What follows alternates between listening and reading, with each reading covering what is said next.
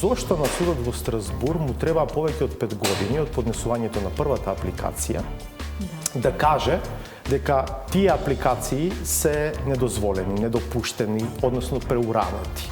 Судот, според новата методологија за работа, не го рангирал како предмет со приоритетна работа, бидејќи тој не покренува прашања поврзани со правото на живот, со тортура, деградирачко постапување, туку сите апликации се насочени кон правото на правично судење, тоа е членот 6, и судот го става во групата на предмети кои што чекаат да му дојде времето за одлучување. Професорот по кривично процесно право Калајџиев вели ова е мала правна брука за судот во Страсбур.